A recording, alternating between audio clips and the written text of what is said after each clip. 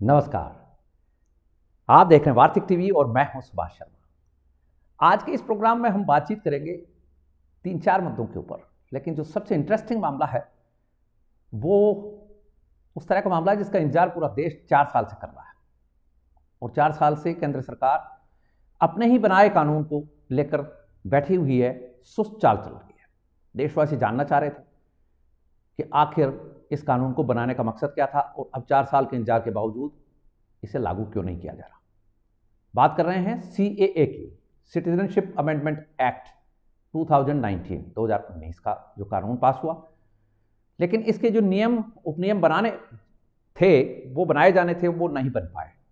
क्यों नहीं बन पाए और अब अचानक से ये सुगबुगाहट क्यों आई है? क्या अगले 7 दिन में ये एक्ट लागू हो जाएगा? आज इसके ऊपर बातचीत करेंगे। प्रोग्राम संक्षिप्त है, ब्रीफ प्रोग्राम है, लेकिन 3-4 मुद्दों को टच करते हुए निकलेंगे। और दूसरी जो बात है वो ये करना चाहते हैं हम, लैंड फॉर जॉब्स स्कैम, जो बिहार का एक बहुत ही कुख्यात घोटाला है। और वैसे तो बिहार के जिस तरह की सरकारी सिस्टम है, जिस तरह का रहा है, उसमें घोटाले घपले खूब हुए हैं। पशुओं का चारा तक खा गए लोग। पशुओं का चारा खाने वाले लोग अब बेरोजगार लोगों से जिस तरह से जमीन हड़पी इन्होंने, वो केस है जिसमें कि ईडी सख्त हुई है। और इसी तरह का एक मामला है जिसमें जमीन घोटालों से जुड़े हुए झारखंड के मुख्यमंत्री हेमंत सोरेन को अब गिरफ्तार किया जा सकता है। उनकी गिरफ्तारी के ऊपर तलवार लटक चुकी है। तो ये मामला, दोनों एक से मामले हैं और दोनों जो भूमियां हैं, मतलब जमीन जो है वो दोनों एक ही स्टेट की हुआ करती थी किसी जमाने में। और यदि हम देखें तो बहुत पहले की बात करें तो ये मगध का इलाका है। इसके बाद यदि हम बात करें तो मुसलमान सल्तनत आई, उन्होंने इसको सरसब्ज इलाका था, इसलिए ये उनके लिए बहुत कीमती इलाका था। यूपी और बिहार, इसके बाद बंगाल। ये आप देखेंगे तो सेंट्रल एशिया से एक पट्टी है जो यूं चलती है और ये ढाका तक जाती है। इसके ज़्यादा ऊपर नहीं गए और ज़्यादा नीचे नहीं आए। दक्कन में तो आप हम सब जानते हैं कि बहुत प्रॉब्लम्स के शिकार हुए ये लोग। तो गुजरात के नीचे यानी कि राजस्थान और ये जो इलाका है डेजर्ट वाला, इसमें नहीं आ पाए लोग। ज़्यादा आए लेकिन मुंह की खा के गए और बाद में इनको कुछ मिला भी नहीं। तो ये जो सेंट्रल इंडिया का जो इलाका है, CP जिसको कहते हैं, सेंट्रल प्रोविंस, जो अंग्रेजों के ज़माने की, मुसलमानों के शासन के बाद फिर अंग्रेज ने इसको नाम CP दिया। तो इस इलाके में ये 2 स्टेट हो गया आजकल। पहले एक ही स्टेट था बिहार, जिसको आज़ाद भारत कहते हैं आप, उसमें ये एक स्टेट हुआ करता था बिहार, और उसी में से एक हिस्सा निकाला झारखंड का, जैसे कि उत्तर प्रदेश में से निकला उत्तराखंड का, ऐसे। तो जमीन घोटाले हैं दोनों ही जगह और दोनों में एक सी रवायत है शासन प्रशासन की, लोगों की सोच की, जातिवादी सिस्टम की। इसी जातिवादी सिस्टम ने लालू यादव को आज तक खड़ा किया हुआ है। और हेमंत सोरेन जो कि एक रीजनल उसकी पॉलिटिक्स करते हैं, रीजन की और आदिवासी समुदाय की, तो दोनों का लगभग टेस्ट भी एक जैसा है और वोट लुभाने का तरीका भी एक जैसा है और सिस्टम में भी उसी तरह के लोग हैं इनके। और जहां तक मुसलमानों की बात है तो इन दोनों को उनके वोट भी मिलते हैं, क्योंकि ये सूट करता है उनको, जैसे तेलंगाना में सूट करता है चंद्रशेखर राव की पॉलिटिक्स को। इस बार वहां कांग्रेस ने कुछ किया है। बहरहाल हम बात करेंगे इन दोनों में ईडी की कार्रवाई चल रही है और ईडी कितनी सख्त है, क्या कुछ हुआ है, क्या डेवलपमेंट्स हैं, इसके ऊपर बातचीत करेंगे। और साथ ही एक मामला हमारे पड़ोस का है। मालदीव्स में कुछ हलचल बड़ी है। ये जो चाइना समर्थक वहाँ के प्रेसिडेंट हैं मोहम्मद मुइज्जू, इनके खिलाफ इम्पीचमेंट का मामला आ रहा है, यानी कि महाअभियोग, जिसे हम यदि हमारी संसद की बात करें तो यहाँ हम अविश्वास प्रस्ताव की बात कर सकते हैं। उसी तरह वहाँ पर विपक्ष ने, अब ये इंटरेस्टिंग है, ये आज हम आपको बताएंगे कि ये इंटरेस्टिंग क्यों बन पड़ा है और इसमें भारत का क्या हित है। मोहम्मद मुइज्जू के खिलाफ ये जो एक्शन हो रहा है, इसमें भारत का क्या हित जुड़ा हुआ है, ये आज हम बात करेंगे। लेकिन पहला जो मुद्दा है आज का हमारा CAA का। CAA में आज एक बड़ा बयान केंद्रीय मंत्री शांतनु ठाकुर ने पश्चिमी बंगाल में दिया है और शांतनु ठाकुर का यह कहना है कि अगले 7 दिन के अंदर CAA लागू हो जाएगा, ये मैं गारंटी देता हूं। 24 परगना इलाके में शांतनु ठाकुर बोल रहे थे। वहां पश्चिम बंगाल में ही एक दूसरे इलाके में केंद्रीय गृह राज्य मंत्री अजय मिश्रा ने भी एक बात कही कि सीएए के साथ में एनआरसी भी लाने की तैयारी है और मार्च तक एनआरसी भी हम लेकर आ जाएंगे। यानी लोकसभा चुनाव के आसपास में ये तैयारियां चल रही हैं केंद्र सरकार की। तो सीएए का जो मसला है, आप हम सबको पता है कि 2022 यही सर्दी के दिन थे, शाहीन बाग आपको याद होगा, टूल किट के वो कारनामे, और उधर खालिस्तान समर्थकों का एक किसान आंदोलन, और दूसरी तरफ शाहीन बाग, दिल्ली जाम कर दी गई थी और दिल्ली में 50 लोगों की जान इस सीएए के दंगे में चली गई थी। आप हम सबको पता है कि मेट्रो स्टेशन के पास में जिस तरह का कारनामा हुआ और उसके बाद दंगे भड़के, 50 लोग मारे गए। दिल्ली दंगों की फाइल अभी भी चल रही है। कुछ मामले उसमें ऐसे ही हैं जिसमें अभी भी इन्वेस्टिगेटिंग एजेंसी कोई ठीक से काम नहीं कर पाई है और बड़ी मायूसी है उसमें। बहरहाल शाहीन बाग का वो जो टेंट तंबू का जो मसला था वो तो उठा, 8 महीने लगे, लेकिन कड़कड़ाती सर्दी में भी लोग वहाँ बैठे रहे। क्यों बैठे रहे? कौन लोग थे ये? तो आप हम सबको पता है कौन लोग थे। सीएए में, सिटीजनशिप अमेंडमेंट एक्ट में जिस तरह के प्रोविजंस हैं, प्रोविजंस ये कहते हैं कि बांग्लादेश, पाकिस्तान, अफगानिस्तान, ये जो कंट्रीज हैं, जो मुस्लिम बहुल कंट्रीज हैं जहां से भारत में लोग आना चाहते हैं। कौन लोग आना चाहते हैं? वहां जो प्रताड़ित काफिर हैं। काफिर कौन है? हिंदू हैं, बौद्ध हैं, जैन हैं, सिख हैं। अब यह बात अलग है कि यही सिख वहां प्रताड़ित हैं, वहां मार खाते हैं इनकी, और भारत में आते हैं तो ये खालिस्तान समर्थक बन जाते हैं। तो मुसलमान जो नेता हैं या मुसलमानों की जो पैरवी करने वाले लोग हैं, उनमें कुछ कम्युनिस्ट नेता हैं, खासतौर पर मुस्लिम रंग के ही लोग हैं। ये नेता जो हैं चाइना समर्थक भी हैं। ये नेता ये चाहते हैं कि जो भी वहां से आए उसे आप नागरिकता दें। 1955 का जो हमारा ये जो एक्ट है, सिटीजनशिप एक्ट जो है, ये कहता है कि वहां से यदि कोई आता है जो कि उन पैरामीटर्स के ऊपर खरा उतरता है जो कि प्रताड़ित होने के पैरामीटर्स हैं, यानी परसिक्यूशन किसी व्यक्ति के ऊपर हो रहा है, उत्पीड़न हो रहा है, राजनीतिक उत्पीड़न से लगाकर सामाजिक उत्पीड़न है, ये सब मिलाकर, तो उन्हें नागरिकता दी जाएगी। लेकिन अब ये जो 2019 में अमेंडमेंट लाया गया 1955 के कानून में, उसमें साफ कर दिया गया कि जो वहां मेजोरिटी है उन लोगों को हम नागरिकता नहीं देंगे। तो बहरहाल ऑब्वियस सी बात है कि मुसलमान चिढ़ेंगे। यहां रह रहे जो उनके पैरोकार हैं, जो वहां से बुलाना चाहते हैं, वहां से या कुछ लोगों को यहां लाकर कुछ कारनामे करना चाहते हैं, तो वो तो नाराज होंगे। इसीलिए टेंट तंबू लगे थे और यही नाराजगी है। और इसके पीछे कई तरह की कानूनी दलीलें दी जाती हैं। हमारे संविधान को यूज किया जाता है। हमारे संविधान का आर्टिकल 14 जो है वो इनकी ढाल बन जाता है कि साहब समानता का अधिकार है। भाई समानता का अधिकार भारत में रहने वाले लोगों के लिए है, भारत के नागरिकों के लिए है, न कि बाहर से आने वाले जो आतंकी है उनके लिए। कल को कोई आतंकी आकर कह देगा कि मेरे को भी दे दो आप। तो समानता का अधिकार भारतीयों के लिए है। भारत का संविधान भारत की सीमाओं में है, पाकिस्तान, बांग्लादेश, अफगानिस्तान के लिए नहीं है। यह समझने जैसी बात है। इसी तरह का एक मामला है एनआरसी का। सीए में एक और बात जो नॉर्थ ईस्ट के स्टेट्स में आड़े आती है वो ये है, पश्चिमी जो हमारे इलाके हैं, पंजाब है, हरियाणा है, राजस्थान है, गुजरात है, यहां जो लोग आना चाहते हैं या यूपी में आना चाहते हैं, बाकी देश के अन्य हिस्सों में आना चाहते हैं, जो कि 2014 के बाद से आए हुए हैं, 2014 के पहले से, और बाद में आए हुए लोगों की छट्टी बाद में होगी। 2014 से जो डोमिसाइल का मसला है, अभी हालांकि इसमें भी कई तरह की बातें हैं जो आएंगी सामने, अभी आने दीजिए, नियम उपनियम। तो बात यह है कि 9 साल तक आप भारत में रहने चाहिए, 6 साल अब किया है इस एक्ट में, अमेंडमेंट में। तो ये क्या है? मान लीजिए कोई हिंदू प्रताड़ित है, कई हिंदू अभी राजस्थान से चले गए, पूर्ववर्ती जो कांग्रेस की सरकार थी उन्होंने नागरिकता नहीं दी, अड़ंगे लगा दिए। केंद्र सरकार ने कानून तो ला दिया लेकिन मम है, चुप है। तो उन परिवारों को वापस खदेड़ दिया गया और जाते ही उन्होंने इस्लाम कबूल कर लिया, मजबूरी में वो मुसलमान बन गए। तो ये जो अमेंडमेंट हुआ है इसमें भी थोड़ा सा और देखने की जरूरत पड़ेगी कि आते ही उनको नागरिकता क्यों नहीं मिले? नागरिकता नहीं मिलेगी तो जॉब नहीं मिलेगा, जॉब नहीं मिलेगा तो रहेगा कैसे, और उसको हमेशा शक की निगाहों से देखा जाएगा। तो ये भी थोड़ा देखने वाली बात रहेगी। बट केंद्रीय मंत्री शांतनु ठाकुर और अजय मिश्रा के बयानों के बाद आज दिन भर से मीडिया में जबरदस्त चर्चाएं हैं कि क्या यह संभव है कि 7 दिन में या कि मार्च तक एनआरसी लागू हो जाएगी।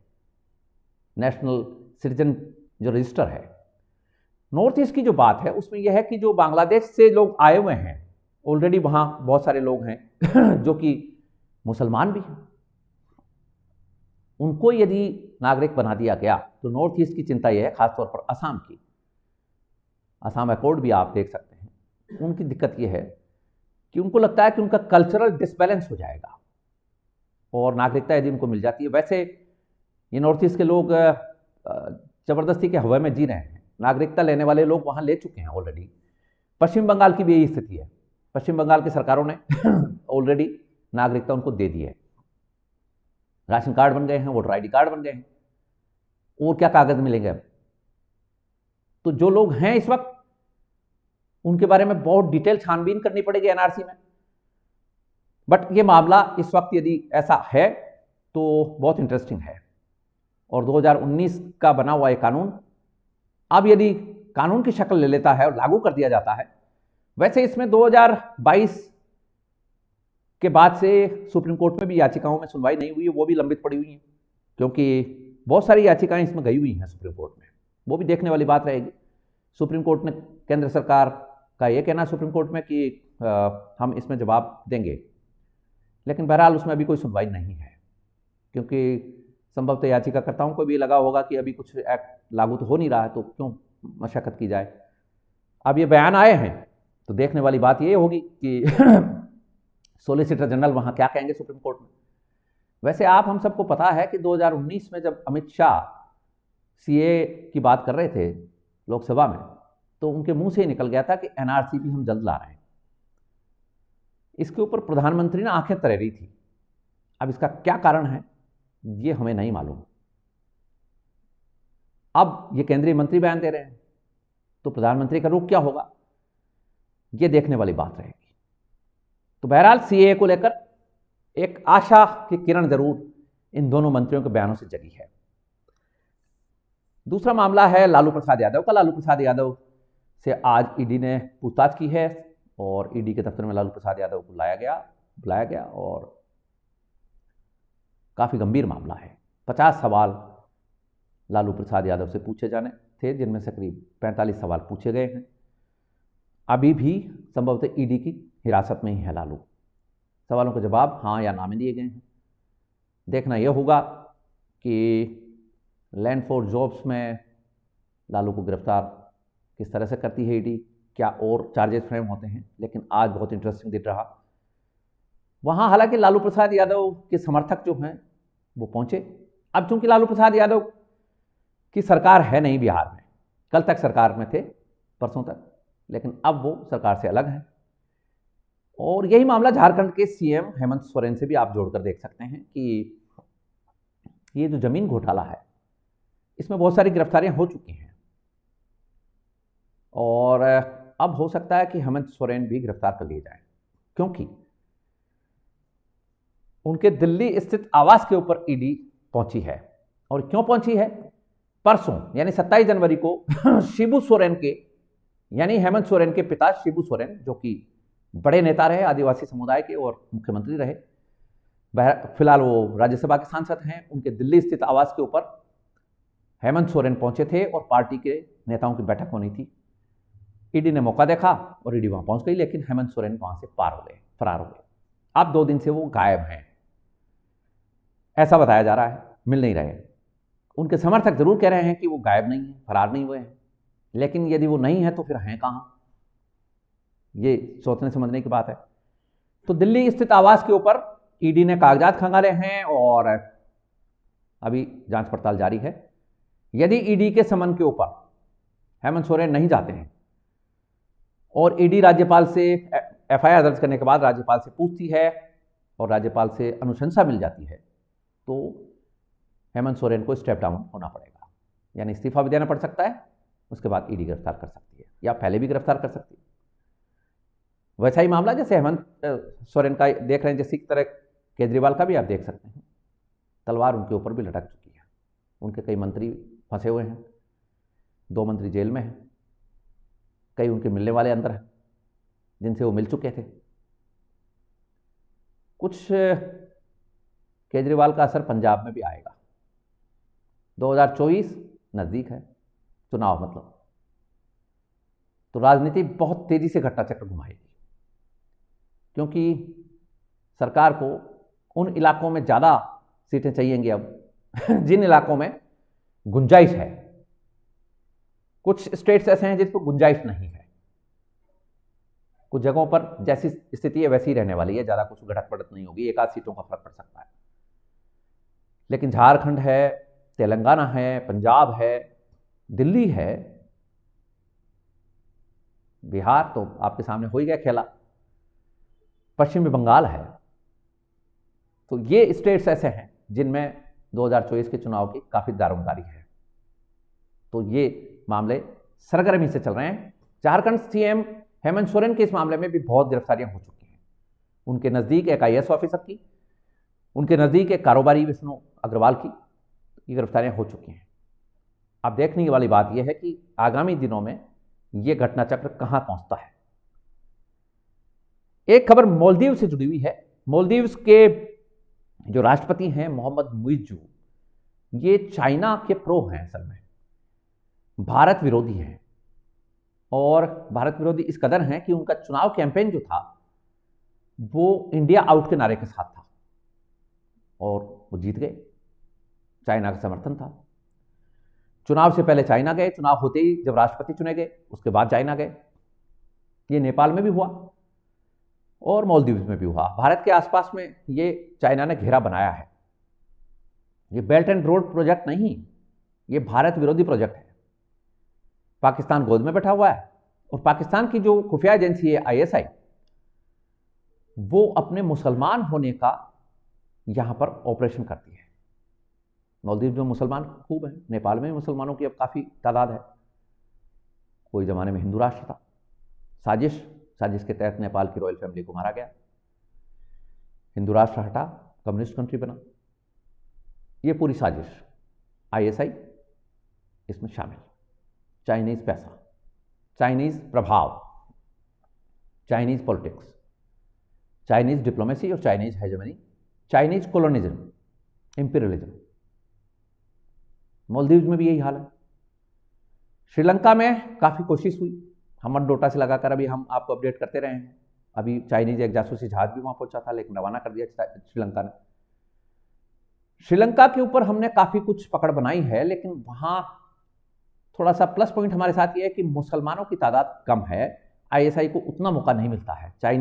चाइना के लिए जो ग्राउंड वर्क करती है वो ISI करती है। पैसा और साधन चाइना मुहैया कराता है। चाइना के साथ प्रॉब्लम यह है कि चाइनीज जो लैंग्वेज की भी प्रॉब्लम है, चाइनीज शक्ल से दिख जाते हैं। यहां दिक्कत नहीं है। साउथ के मुसलमान जो हैं हमारे, वो पहुंच जाते हैं श्रीलंका, वैसे ही दिखते हैं, और पाकिस्तानी पैसे से वो काम कर देते हैं। नेपाल में भी बहुत स्थिति यही है। बहराइच वगैरह के जो इलाके हैं, यूपी, जो आप देखेंगे पूर्वोत्तर से लगाकर, और हमारा जो पूर्वी यूपी है, पूर्वांचल जिसको कहते हैं, वहाँ से चले जाते हैं लोग। पोरस बॉर्डर है, तो अपना ISI का पूरा नेटवर्क वहाँ चला रहे हैं ये लोग। मालदीव में भी यही हाल है। ये मोहम्मद मुइज्जू जो हैं, ये ISI के इशारे पे हैं, चाइनीज़ पैसा वहाँ काम आ रहा है। लेकिन महाभियोग की तैयारी है। ये भारत के लिए एक सुकून देने वाली खबर है।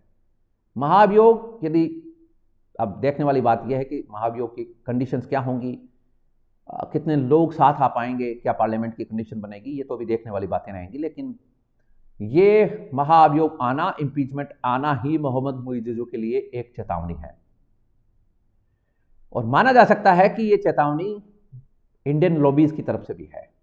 भारत की इस वक्त जो डिप्लोमेसी है, विदेश नीति है, वो काफ़ी अग्रेसिव है। अनलेस अर्लियर जो हमारी प्रीवियस गवर्नमेंट्स थी उनसे एकदम उलट है, थोड़ा अग्रेसिव उसमें हैं मोड के ऊपर। अब बात ये जरूर रहेगी कि मोहम्मद मुइज़्ज़ू जैसे जो लोग हैं ये पाकिस्तान चाइना के इशारे पर कितना आगे तक जाएंगे और भारतीय जो लॉबीज हैं वो क्या कर पाएंगे। बहरहाल सुकून की बात ये कि हम भी मुकाबले में तो हैं, ये स्थिति है। तो आज का ये प्रोग्राम कंक्लूड कर रहे हैं। Thank you so much for joining us. I wish you good luck, success and happiness. Thank you so much.